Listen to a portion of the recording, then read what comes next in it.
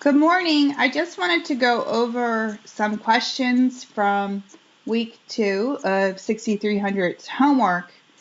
I had a couple emails of people that were having a little bit of trouble from the decision theory. So on our homework questions 19 through 22, we have a table. We actually have two tables we're given. And the second table is actually just derived from this table here. So I'm going to show you how to do the problems in Excel, hopefully make it a little easier for you.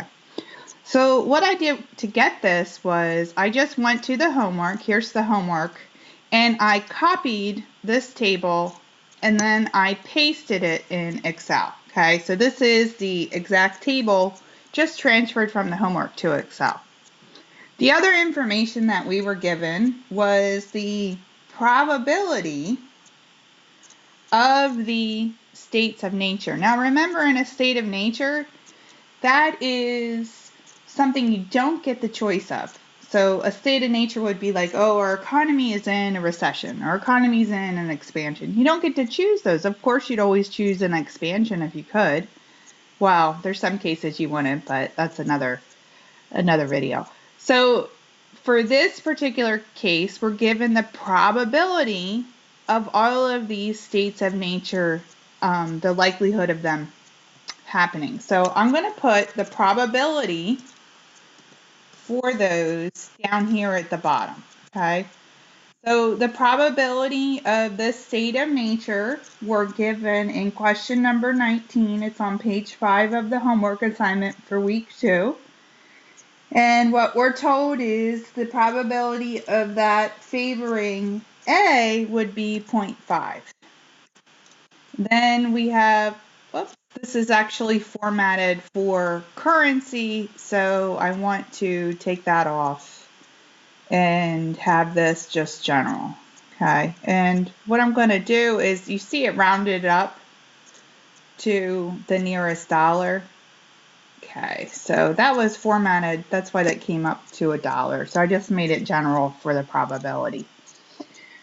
Also, for the second one, state of nature B, it tells us that this is 0.3.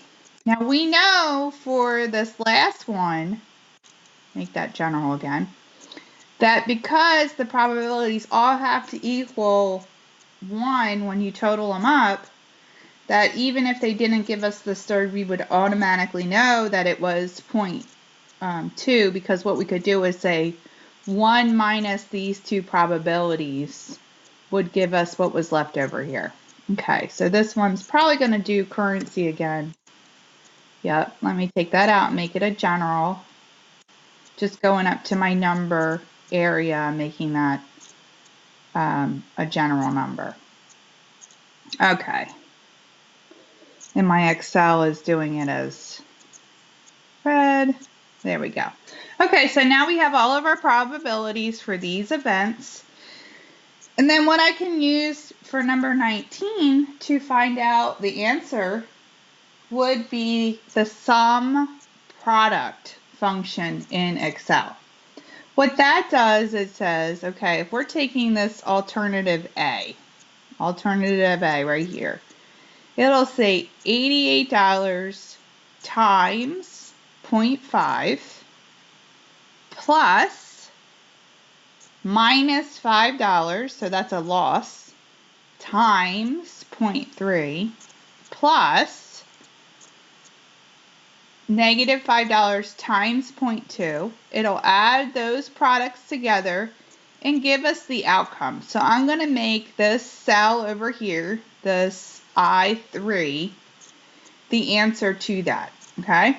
So I'm going to put equals. I'm going to start typing the formula in. I'm a little bit old school because when I began using Excel, we didn't have the formulas ribbon up top, but the functions were embedded within. So here comes, when I type sum, I see sum product. In Excel, if I double click on that, it'll put that in and it says, okay, there's two arrays. How do you want to do this? I'm going to tell Excel I want to do this A alternative. So I'm going to click on 88 and slide it over to either A or B. Then I'm going to type comma to get my second array, which will be my probabilities right here. And what I'm going to do is double click on the 5 and then hold down. On the second click, what I do is I keep my finger on my cursor on your iPad, or I'm sorry, not pad, mouse, and I slide over to cover those, that area. Okay, so I can close that up. I do that by hitting shift and then the 0 to get the end parenthesis there. So now that's formatted, but I want to save time for myself. So when I do these, I want to be able to just slide down this formula on Excel. I want to utilize the easy steps in Excel to do this. So what I'm going to do is I'm going to tell Excel that as I slide down, I want you to slide down each of these rows, but I want the probabilities to stay fixed. So to do that, what you do is you go into the area you want to stay fixed. In this case, it's E8 to G8. And there's two ways you can do this. You can hit F4 and it'll put the dollar signs in. Did you see that? I hit F4 and it put a dollar sign in front of the letter and then in front of the number.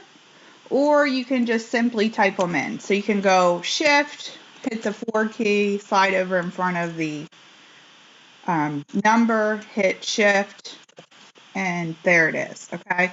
So now when I either tab or enter out of that, I can go right down here to this cell, get the skinny cross, so move it till you get the skinny cross in the corner, click on it and hold it down, and slide it down, and there it is. So if you compare this to the answer key for this week, you'll see, hopefully if I did everything right, these are the answers for number 19. So in number 19 it says, well, which one would you pick? And we want the expected monetary value. So these are the expected monetary values for each of these alternatives.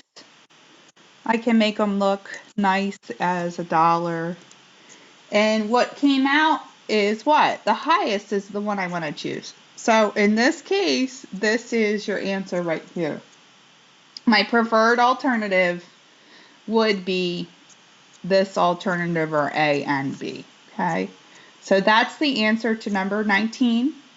What I'm going to do is work on a few more of the questions. I'm going to post both the video and also my Excel sheet for this. So you'll be able to look at the sheet and also look at what I did on the video. So I hope this helps. This is number 19 on homework number 2. Have a great weekend.